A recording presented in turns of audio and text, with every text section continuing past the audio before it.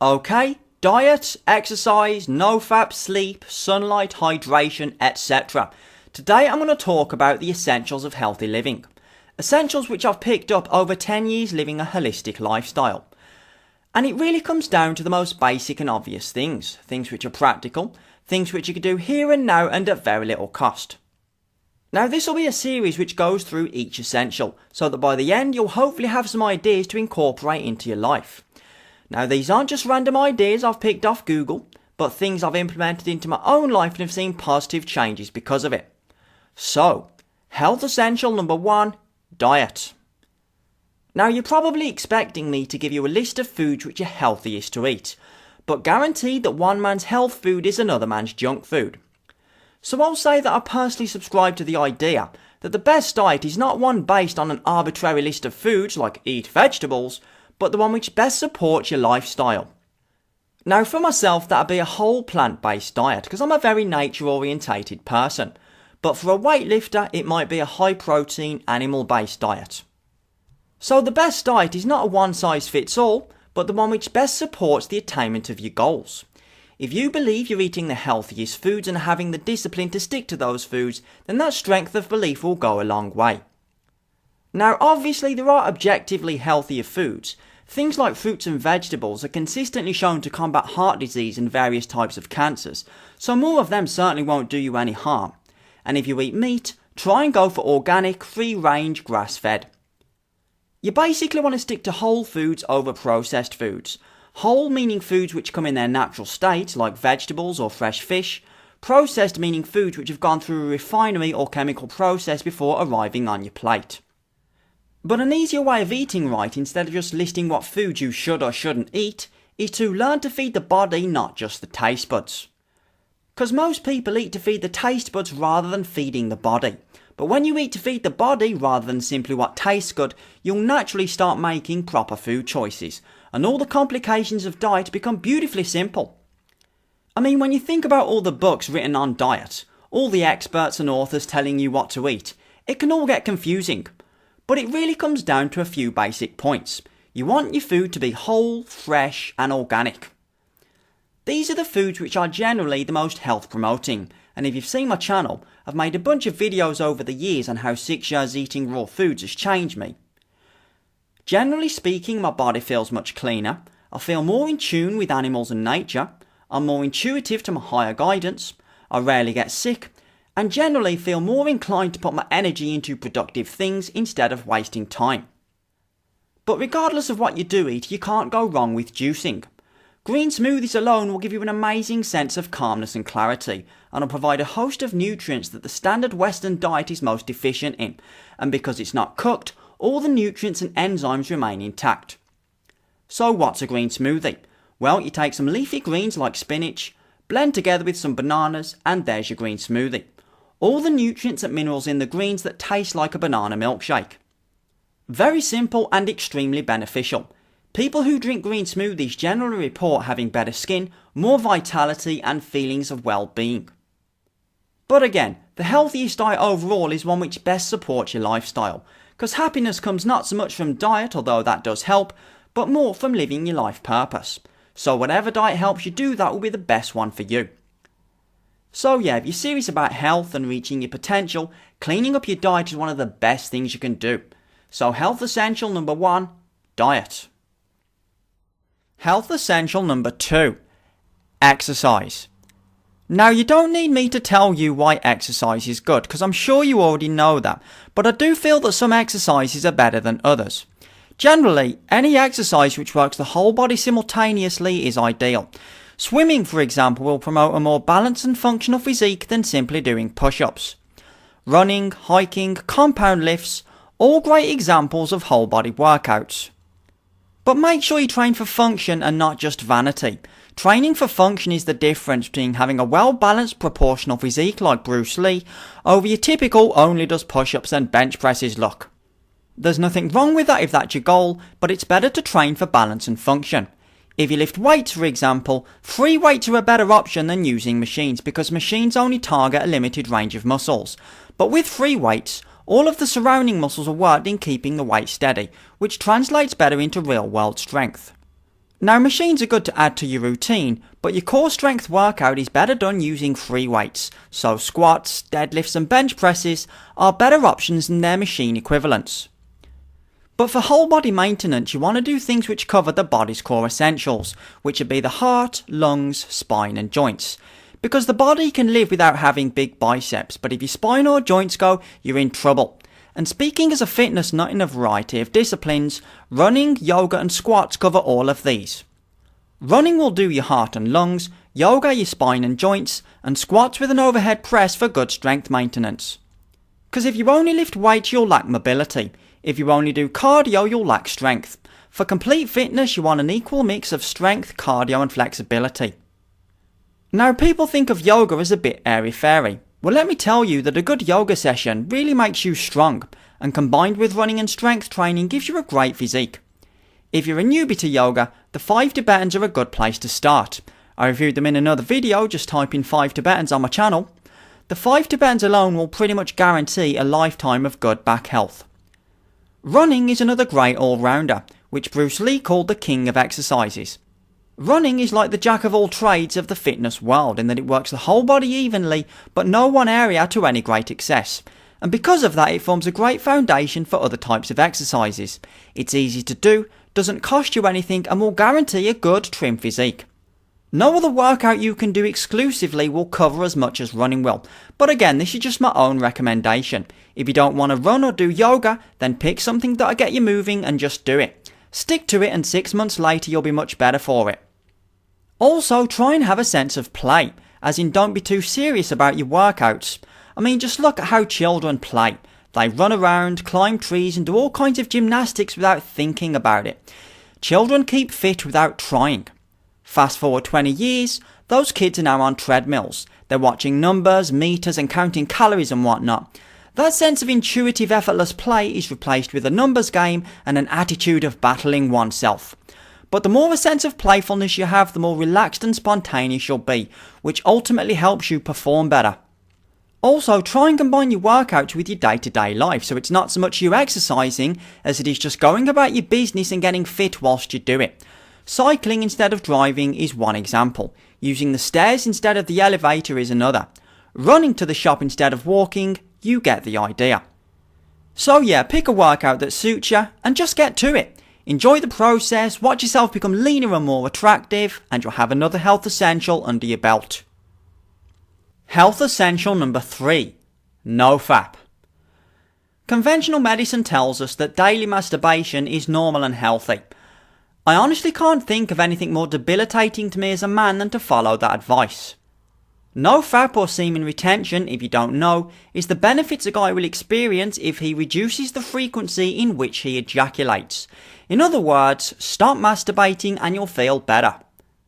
I've made a number of videos on this subject preaching its virtues, but for a quick summary, reducing my ejaculation frequency has given me more vigour, more energy, more confidence and motivation, made me happier, stronger, more ambitious and got me off porn, which has a number of negative effects similar to drug use if you check out yourbrainonporn.com. I made my first Nofap video in 2012. It's now 2017 and absolutely nothing has changed. The benefits I report there I still experience. It's so simple but so beneficial. Stop watching porn and instead of masturbating, do something productive, like go to the gym, start an evening class or work on whatever unfinished project you've been putting off. Nofap at its heart is about turning procrastination into action. It's about getting things done. It's about conserving the energy you'd usually waste ejaculating and doing something constructive. I can tell you hand on heart that most guys who try this report nothing but benefits. It's not uncommon at all when reading Nofap reports, and I've read many, to see stories of guys completely turning their lives around from doing this. It's like a domino effect. Guys will do Nofap, then they'll look at improving their diets, or lifting weights, or learning a new skill, etc. Nofap is like the stone that starts the avalanche of a lifetime of self-improvement. All my most popular videos are about this subject, and for good reason, because it works. My theory as to why this is has to do with the Chinese concept of qi, which is subtle energy, and the idea that semen or life essence contains an abundance of subtle qi energy, which supports health, balance and well-being. The whole concept of arts like Tai Chi or Qigong are to cultivate Qi energy, while Nofap is basically another way of doing that. But 5 years of doing this, I've got the courage to speak about any subject I care to. I really have no fear about being attacked or ostracised for my views, and I owe a lot of that to the confidence and self-belief that this practice gives you. It won't solve all your problems, of course, but it will give you a simple, practical way of conserving energy that would otherwise be wasted. And if you see the description, there's a 150-page PDF file with hundreds of guys' reports on the benefits they've got from doing this. So if my word alone is not enough, then check it out. And if the concept of self-improvement appeals to you, then try going a week without ejaculating and see for yourself. You'll feel like fucking Batman. But I really can't recommend this practice enough because it's brought me nothing but benefits, and after diet and exercise is hands down the best thing a guy can do for his health. So yeah, health essential number 3, Nofap. Health essential number 4, hydration. There's only one liquid substance the human body needs, and that is water. How much water do you need? Well, you want to aim for about 2 litres a day. An easy way to do this is to always keep a glass jug of water handy, and start your day by drinking 2 pints. Already you've had half your recommended daily intake of water. First thing I do each morning once I'm out of bed is literally just drink 2 pints of room temperature water, then I have my shower. With this simple habit you're guaranteed good hydration all morning. I say room temperature because there tends to be a subconscious aversion to drink cold water because it makes us cold drinking it, so I drink from a glass jug that once emptied I immediately refill. You'll know you're properly hydrated if your urine is clear. If it's yellow, you want to drink more water. Water is a great natural medicine and most of us don't even know it. People say, well, I don't like the taste of water. Well, that comes back to learning to feed the body, not just the taste buds. As in, it doesn't matter if it doesn't taste nice, it's water. You drink it to hydrate, not to indulge taste sensation. Just imagine you were lost in the desert. Would it be water you wanted or Coca-Cola? The fact that you're not lost in the desert doesn't change the basic biology. The body still wants water. Drinking water in the morning helps flush your bowels of the previous day's food, and it's just a great cleanser. It'll give you clearer, more radiant skin and you'll look more attractive. Drinking water before exercise will greatly improve performance and stamina. And don't think in terms of sips, as in don't just have a sip of water. If you want water, then just down a whole glass. Poor hydration is one of the most common reasons people visit their doctor. According to a Daily Mail article from 2015, 1 in 5 patients go to the doctor believing they have something serious, when in reality they're just dehydrated. I see many people in my surgery who are feeling tired all the time, says GP Dr. Roger Henderson. One of the most common causes of this is that they're simply dehydrated. When people start staying hydrated, they're often surprised at how much better they feel. So before going to the doctor through tiredness, fatigue or whatever, drink a couple of pints of water first and see if your symptoms resolve. Because the belief you're coming down with some big illness might simply be a case of dehydration. No, John, you've not got brain cancer, you just need some water. Now the big question is, should you drink tap or bottled water? You may have heard a number of stories about fluoridated tap water, that it's a neurotoxin, causes tooth decay and all these other horror stories. Well, there's only one reason I personally prefer to drink bottled water, and that reason is simply that it tastes better. Tap water I find has a bit of a flat taste, so I drink bottled. Which bottled water do I drink? Well, I tend to go with Highland Spring. It tastes clean and fresh and doesn't have the plasticky aftertaste that other bottled waters tend to get. In an ideal world, I agree that tap water shouldn't be fluoridated, but the fear-mongering surrounding this issue I feel is a little excessive, because the fear you have of believing everything is unhealthy is itself unhealthy, and will probably do more harm to your well-being than fluoride ever would. Also, going back to diet, water is a good reason to eat more plant foods because most fruits and vegetables are mostly water, which is a good sign that nature designed our foods to both nourish and hydrate us. If you think about what that means, it means that water is so important that nature designed the foods we eat to contain more actual water than solid matter.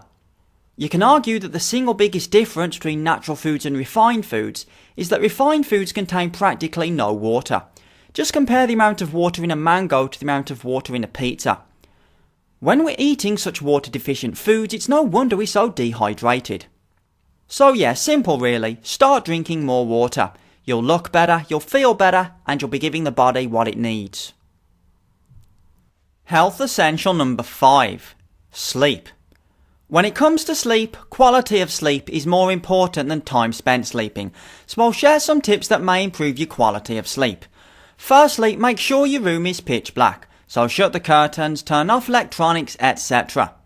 When your room is darker, the body produces more melatonin, which is a hormone that helps us sleep better. If you can't make your room pitch black, consider getting an eye mask. I've used these from time to time, and you really do sleep deeper when you completely shut out light. Also, I'm guessing a lot of people turn off the lights to go to bed, then spend another 10 minutes on their smartphone in the pitch dark. Yeah, not a good idea. If you need to use your phone, do all your messaging and whatnot before you turn the light off. Then when you turn your light off, turn your phone off too, and commit to no distractions until the following morning. 'Cause staring at your phone in the dark is not very clever. Aside from eye strain, the glare of smartphones tricks our brain into thinking it's still daytime and interferes with melatonin production. So when you go to bed, turn your phone off. Not on silent, but off. You want to get rid of that constant need for distraction and constant need to reach for your phone. Because nomophobia, the addiction to phones, is a very real addiction and no doubt lowers the quality of sleep. But it's not just phones. Make sure you turn off any laptops and such, so you're not absorbing the EMF frequencies that electronics produce. If you can't turn them off for whatever reason, then move them away from the bed. Also, are you getting fresh air? I like to sleep with my window a little bit open so I'm breathing fresh air throughout the night, and it makes all the difference compared to breathing the stale air of an unventilated room. Simple really, open your window and allow yourself that fresh air. Also consider sleeping naked. Sleeping naked is more hygienic, lets our body breathe, and you just have that sense of freedom. Also try sleeping on the floor. Now I know that sounds crazy to sleep on the floor, but I've had some of the best night's sleep in recent years because of sleeping on the floor. And the reason is that to avoid the inevitable discomfort of doing that, you'll naturally position your body in good alignment.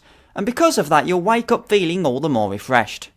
Now obviously you don't want to sleep directly on the floor, it's more about sleeping on a hard surface, so put a duvet down or a sleeping mat and you'll be surprised at how stable and grounded you feel. Of course not everyone will take to that, but if you're a minimalist life hack junkie like myself, it's something worth experimenting with. Another good tip is reading before you go to bed. Reading before sleeping helps shut down internal chatter and calms our mind ready for sleep. Compared to going straight from TV or internet use, reading acts as a good buffer or wind down period.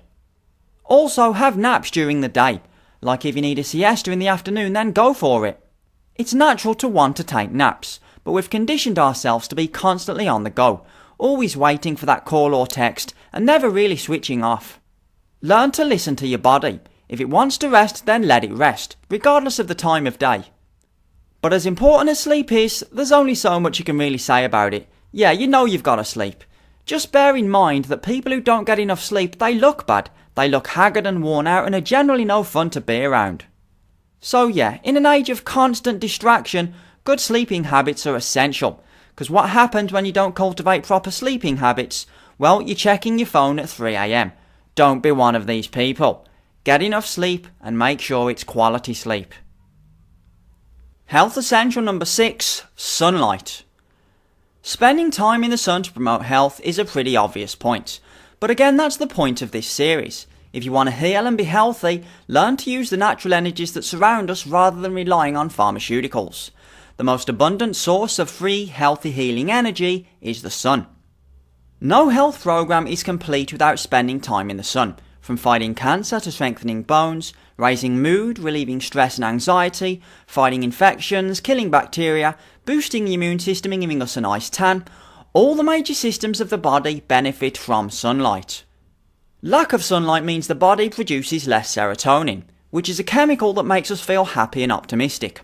This is why people experience seasonal affective disorder, which is a kind of depression we get in the winter due to lack of sun. It also means we produce less vitamin D, which helps keep bones strong, prevents chronic disease and helps prevent a number of cancers. You can get it from foods of course, such as oily fish, but mostly we get it from sunlight. Bottom line, you need vitamin D and the sun's the best place to get it. But let's talk basics. For most people, spending time in the sun makes them feel good. So even ignoring the biological benefits, the very fact that you feel positive in the sun will itself be healing. It's certainly true for myself that a day in the sun isn't just pleasant, it's healing, both physically and spiritually. The whole premise behind the practice of sun gazing is based on this principle, in that sunlight is something we can be healed and nourished by, rather than reduced to merely a means of getting tanned. Now obviously too much sun has its dangers. No one's saying you should go sunbathing in Death Valley. But overall, the benefits of sunlight far outweigh the risks. People need to shake the nonsensical notion that sunlight is something to be feared and avoided, and that too long in the sun will definitely lead to cancer, when all you really need is a bit of common sense, as in keep hydrated, cover up, etc. The warning that sunlight causes skin cancer ignores the fact that because of the vitamin D it produces helps prevent cancer. Not only that, but a healthy lifestyle in general will help defend against sun damage because of the increased antioxidants in your body. So again, it comes back to diet. If you want to be protected from the sun, you want a diet rich in antioxidants. Which foods are rich in antioxidants? Well, agricultural research from the US lists the top 20 foods highest in antioxidants as being unrefined whole plant foods. Specifically, berries, beans and foods with a deep pigment, meaning the deeper the food's colour, the more antioxidants it will have. All in all, the sun is an unconditionally loving, healing, nurturing force. All it knows is how to make things live, grow and heal. It's no doubt the closest thing we have to a god, which is why various ancient cultures were known to worship the sun. The story of Jesus, the Egyptian god Horus, and a number of other ancient myths are more or less a metaphor for the winter sun solstice. And the movie Zeitgeist does a great job explaining that further. Highly recommend you check it out. There's no denying the reverence that man throughout history has had for the sun. But no matter who you are, whether young, old, sick or whatever, everyone will look, feel and function better with daily sun exposure. 15 to 30 minutes of sun a day is generally enough to get the benefits that sunlight provides. So yeah, the point of this video is not to bombard you with a load of scientific jargon, but more to emphasise that the greatest healing energies we can experience are all simple, all natural, cost nothing and surround us all the time. So health essential number 6, get in the sun. Health essential number 7, cold showers. There's a number of articles and websites out there that will explain to you in very academic terms how tests have shown that cold water immersion can relieve inflammation, strengthen immunity and enhance the body's adaptive repair systems, blah blah blah, please. You'll be glad to know I'm not here to recite a scientific paper. All I'll say is that cold showers make you feel like a frickin' Spartan.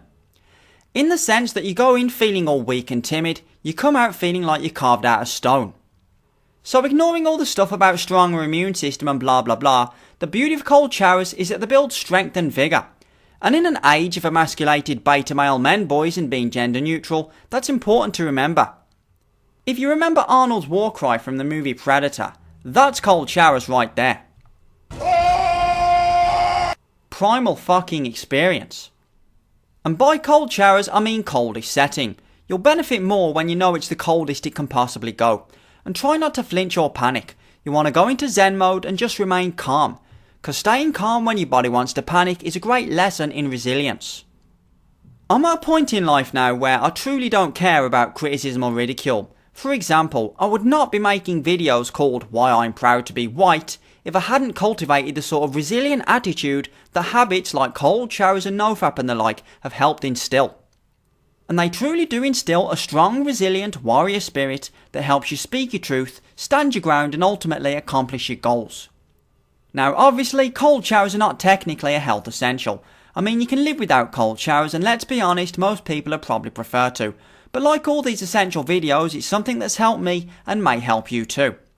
Because when winter comes and you step into that shower at 6 in the morning, that shit'll cultivate strength and vigour like nothing else. But for the sake of academic kudos, I should give some basic facts for things that cold showers supposedly are good for. Cold showers improve circulation, increase fertility, strengthens immunity, and according to research from Virginia School of Medicine, helps relieve depression because cold water stimulates the production of depression-fighting chemical noradrenaline. Yeah, as I say, doing a Google search for benefits of cold showers will give you a host of bullet point benefits as to what cold water does on a biological level. All very fascinating, I'm sure. But to be honest with you, I've never taken a cold shower and thought to myself, yeah, I feel so much more fertile now. So I only like to share things that will give you an experience you can relate to. And the true benefit of cold showers is that they just make you feel strong. And it's as simple as that. Cold showers make you feel strong, focused and confident, which are great qualities to start the day with. So yeah, do something beautiful and go take a cold shower. Your inner Spartan warrior will thank you for it. Health essential number 8, spending time in nature and earthing. When you're talking health, simply being out in nature accomplishes a multitude of things. Firstly, you're out in the sun, which we've covered. You're getting fresh air, you're getting peace of mind, and you're moving your body in the right sort of way. What do I mean by that? Well, our ancestors kept fit and healthy simply because they lived close to nature.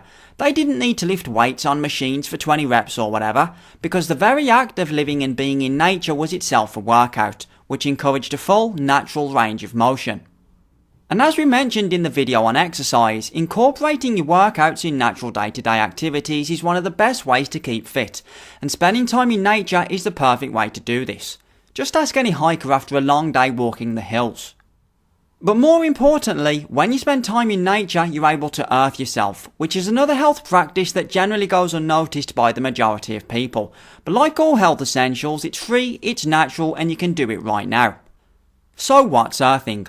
Earthing is quite simply making a bare skin contact with the earth. So walking barefoot on grass is earthing. Walking on grass in shoes is not earthing. The term earthing comes from Clint Ober's book of the same name, which examines the health benefits we get by physically making contact with the earth.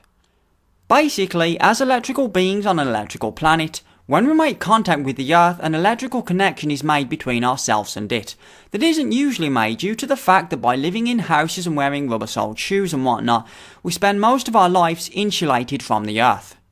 So the basic premise of earthing is that by walking barefoot on the earth, we're able to connect with the earth's electrical current, and that by doing so receive a host of health benefits like reduced soreness and inflammation, and naturally discharge all the dirty energies we accumulate in day-to-day life. Dirty energies basically means the constant electromagnetic pollution we're exposed to every day, from smartphones, computers, phone masts, and multitude of wireless signals. All these energies accumulate in our body and cause free radical damage. But the moment we make that bare connection, those free radicals are neutralised by the negative electrons present in the earth. You can see the effect earthing has on a sunflower after 7 days. This simple experiment shows how earthing a potted flower will extend its lifespan. You can clearly see how the ungrounded flower is more wilted and decayed than the grounded one is. And when you ground a person, you can see the thinning effect that earthing has on the blood. Thinner blood basically improves oxygenation and helps us perform better. So considering how easy and available earthing is to pretty much anyone, it's definitely worth doing. Health writer and advocate David Wolfe deems the common shoe as one of humanity's most destructive inventions, simply because shoes insulate us from the earth, and I couldn't agree more. Consider the fact that every single species of life on this planet, from the biggest mammals to the smallest insect, is in constant connection to the earth. Mankind and mankind alone has lost this connection. So whenever I'm in nature, I always take some time to earth myself just to make that connection, and by the end of the day I really do feel so much calmer and grounded for it. It really is as simple as standing barefoot on grass. So next time you feel fatigued, instead of popping pills or whatever, go into your garden and just walk barefoot. Build health from the ground up with the core health essentials, rather than living recklessly and expecting pharmaceuticals to reverse the damage. So yeah, as part of a healthy lifestyle, try and spend a day a week in nature, and make contact with the earth. It's healing, it's calming, it's free, and it absolutely works. Health essential number 9, eliminate distractions and addictions. The things which most hold us back in life in terms of what we really want to do can be summed up as things we're distracted by or things we're addicted to. For example, how many would-be songwriters, novelists, or people with grand dreams in themselves slowly succumb to the temptations of video games, internet, smartphones, etc.? Are you passionately following your dreams or spending another hour browsing the Skyrim Nexus? You know who you are. The world's full of people who never reach their potential because they let distractions get in the way of their ambition. You've got to be willing to live and breathe your chosen endeavour, which means eliminating all the distractions that get in the way. Take phones for example. Every time you stare at your phone and log into social media, it all adds up. Facebook, Twitter, Instagram and a host of dating apps. The list of distractions is endless. 2.5 hours per day on average is the time people spend on their phones. That's a lot of time you could have been working on something more productive. So ask yourself what your highest goals are and whether anything is distracting you from making them happen. For myself, internet use was a huge time sink, but since I got a pay-as-you-go dongle and reduced my internet use, my productivity massively increased, simply because I got rid of that distraction. Also, I found the more minimalist I've made my life, the easier it's become to focus on getting things done. For example, I live in a small apartment, I have a basic phone, a laptop, a bicycle, and very few other superfluous possessions, and because of that it's easy for me to remain focused. So as well as getting rid of distractions, look at having a spring clean and getting rid of any unused clutter. It really is true that external clutter is a manifestation of internal clutter, so cleaning up the external can be very healing. All the great icons of the past century, from Einstein to the Beatles, never had the level of distractions that we do today, which meant they could constantly work and hone their craft. If you consider yourself the least bit ambitious, it's good to remind yourself of that. So yeah, in an age of smartphones, internet and video games, all these distractions are a great destroyer of those with talent and potential, so look at removing unnecessary ones from your life.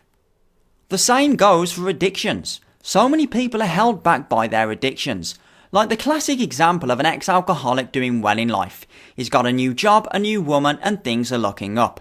But he screws it all up because, oh, I'll just have one more drink. An addiction comes in many forms, from chocolate to heroin and everything in between. So again, look at your life and try and overcome your addictions. If you're a smoker, quit. If you're an internet junkie, get off the net, and so on. Each addiction you overcome in life will make you that much better, stronger and more confident as a person. For myself, I was a huge smoker and I really wanted to quit, and it became clear over time that until I quit smoking for good, then my evolution went on hold. Nothing that I really wanted could manifest until I overcame that hurdle. When I finally did quit by doing 5k runs every few nights, I looked at my next addiction, and when I quit that one, I looked at my next addiction, and so on, and that trend continues today. So if you feel like your life's stagnating, overcoming your addictions is what will help you move forward. When you eliminate the distractions and addictions from your life, you'll naturally become more productive. So health essential number 9, eliminate distractions and addictions. Each one you eliminate, the happier and freer you'll become. Health essential number 10, get informed. So what's the point of it all? Why get yourself fit, healthy and clean? Well, there's a war going on right now between decent ordinary people and a criminal elite who wish to keep us sick, stupid and misinformed, who want nothing more than for you to live your life as an uneducated, uninformed, obedient worker drone who does what is told and never learns to question. Keeping you in a state of low physical health and low spiritual vibration is how they do this. They want you eating junk food that makes you sick, watching trash TV that dulls your mind, taking pharmaceuticals so you never learn to build natural health, and a host of other means to drain and sap you of the vitality needed to resist. So getting yourself fit, strong and healthy is the best way to combat this psychological warfare that's being waged against you every day, which is what the world needs right now. It doesn't need a bunch of zombies who do what they're told, but strong, free-thinking individuals who are able to see through the bullshit and resist the globalist takeover. So get informed, get yourself fit, healthy and strong, and start educating yourself on things considered fringe. Educate yourself on the banking system and the handful of families that run it. Research 9/11 and the Zionist networks behind it.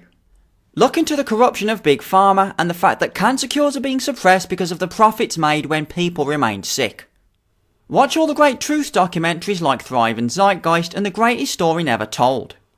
Start paying attention to the alternative media and the brave men and women who are willing to expose what the mainstream media will not. People like Paul Joseph Watson and Red Ice Radio. Research cultural Marxism and the breakdown of the West, and the meaning of the term useful idiot. And instead of laughing at people who question the Holocaust, ask yourself why they'd think such a thing. Learn to question. Don't be another blue pill dumbass who laughs at new concepts just because you haven't done the research, because by doing so you're just playing into the hands of the establishment elite, who want you to remain a sheep that does not question. So if you know what's going on, don't just complain about it, get involved. Write books, make a website. Do what you can with what you've got. Paul Joseph Watson makes videos in his bedroom. He probably helped get Trump elected. We're living in an age now where that sort of thing is possible. My journey into health has gone hand in hand with my willingness to question the things I'm told. The healthier I've become, the easier it's been to take action. Basically, all the shit going on in the world is going to be much harder to fight if you're weak, unfit, unhealthy and uninformed. But getting fit and healthy helps cultivate warrior spirit, and that's what the world needs. Warrior spirits who are willing to say no. Getting fit, healthy and informed is to be someone who is far more difficult to control and manipulate by an establishment that wants nothing more than to do that. Get fit, healthy and informed and your very existence will be like a spanner in the works of the globalist machine, even if you don't take action, because simply by being awake and aware you'll see through the lies and propaganda. So get informed on the powers pulling the strings. Don't be a sheep. Don't be an obedient drone. Don't be afraid to speak your truth for fear of being ridiculed. Be a fucking warrior, willing to stand alone if you have to, and when you're red-pilled, go red-pill others. We're slowly coming to the end of these essentials now, but I'd like to share some other ideas which may be considered health essentials, but really didn't need whole videos to talk about them. Now some you may find helpful, others you may not, but here they are anyway. And as always, I'm sharing them now because they've helped me. Firstly, have some kind of spiritual practice where you can get quiet with yourself and clear your mind. So meditation, qigong, etc. Simply being able to sit quietly with yourself is a good way to de-stress and release tension, so it's worth doing. Second, have a spring clean and throw away all the stuff you don't need. Now we touched on this in the piece about distractions, but just to recap, external clutter is a manifestation of emotional baggage, so cleaning up the external can be very healing. Anytime I've had a spring clean, I've always had this sense of rejuvenation. So if you feel like your life needs a kickstart, simply cleaning up is an effective way of doing that. Third, forget about job and focus on mission. As youngsters, we're only taught the importance of getting a job, when really it should be find out what your mission is. Words carry a lot of power, and simply making the switch from having a job to having a mission will affect how you view the concept of work. Day jobs are about paying the bills. Mission is about realising your purpose on earth. 4. Have a creative outlet, so singing, writing, learning an instrument or martial art, anything that helps you get into the zone and let your creative energies flow. 5. Study your dreams and keep a dream journal. There's a high chance you had a dream this morning. There's an equally high chance you forgot that dream. So the concept is simple. As soon as you wake up, write down your dreams. Dreams are the subconscious efforts to guide us. So learning to read and interpret your dreams is a valuable life skill. 6. Feed your mind positive material. We ultimately become the sum of our thoughts, so instead of watching the fake news and all the fear porn that comes with it, read books and watch lectures from people who inspire you. Any of David Wolfe's or Tony Robbins' talks are good, or Bashar and Abraham Hicks for Law of Attraction. If all you do is watch soap operas and trashy TV, then that's what will occupy your thoughts. 7. Fasting. Fasting is a great way of purifying the body and eliminating all the stimulants we consume on a day-to-day basis. For example, try going a week without sugar and you'll soon realise you've been addicted to sugar for most of your life. Fasting helps release all the pent-up emotions we tend to suppress by our eating habits, and with that release comes healing. 8. Respect animals and insects. Most people love animals, so that's sort of a given, but you really can tell a lot about a person by how they treat insects. If you can look at an insect and feel respect instead of just vermin, then that's a beautiful thing. Obviously, that doesn't mean celebrate the fact you've got an ant infestation, but if you find the odd spider in your home, instead of just killing it, pick it up and put it outside. It's about having that basic respect and decency for other life forms, no matter how small. And finally, make sure to take action. If you like reading books on self-improvement and whatnot, take action and learn as you go. Don't become a permanent student always looking for the next guru, because action will teach you more than books or theory. So whether joining a gym or whatever, get your goals out of the planning stage and start making them happen. As always, the healthier you become, the easier that is to do. And so that brings us to the end of this series. I hope you found them useful. Ultimately, living the most healthy and balanced life really comes down to the most basic and obvious things.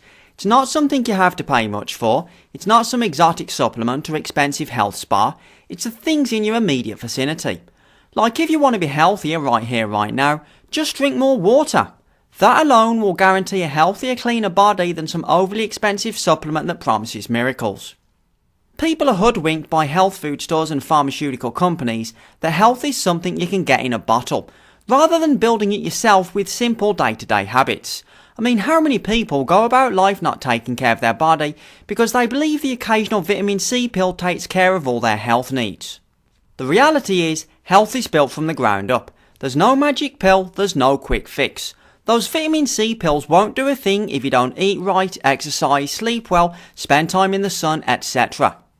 If you don't have the foundations, supplements won't do a thing. If you do have the foundations, supplements won't be necessary. Any health program that doesn't emphasize the simplicity and low-cost nature of healthy living is either not well informed or trying to sell you something. Healthy living is all about going back to basics. Once you have the essentials in place, then good health, fitness, weight loss, etc. won't be something you have to work for. So the idea is that whenever your life hits a low point, ask yourself, have you got the essentials in place? Because for myself, any time my life hits a low, it's usually related to having neglected one of these areas. It's either my diet's full of junk, or I'm not exercising enough, or I've let addictions creep back into my life, and so on. So if your life hits a low point, ask yourself whether you've been neglecting one of these core health essentials. Because when they are in balance, you'll find that your mood and energy levels generally remain strong and productive. Basically, it's very hard to feel depressed and fed up when you've got the essentials in place.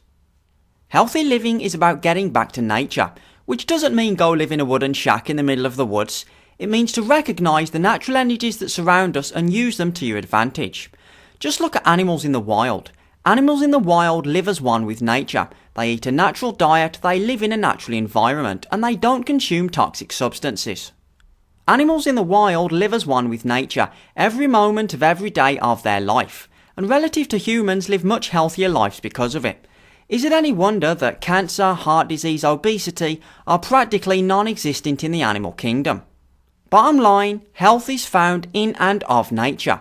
All the sickness mankind suffers with are due to us straying from the natural world.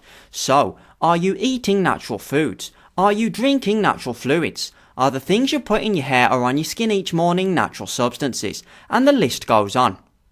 Basically, the closer you get to nature and natural substances, the healthier and more balanced you'll become. So yes, you should start using coconut oil instead of some chemical moisturiser made in a lab. And that pretty much wraps up this series. If you've made it this far, well done and thank you. I made these videos because there's not one bit of advice here that hasn't benefited me, and I really love sharing things which have benefited me, whether it be raw food, some fringe topic like 9/11 or whatever. To quote Lao Tzu, the greatest gift we can give to the world is our own self-transformation. In other words, being the best version of yourself is the greatest gift you can give to the world and the best way to go about healing it. And I hope these videos help you do that. So, diet, exercise, nofap, water, sleep, sunlight, cold showers, time in nature, removing distractions, conquering addictions, living with purpose, having a mission and getting informed. All the basics are all you need. I'm very happy to share this information and truly hope you take something from it. And thanks for watching.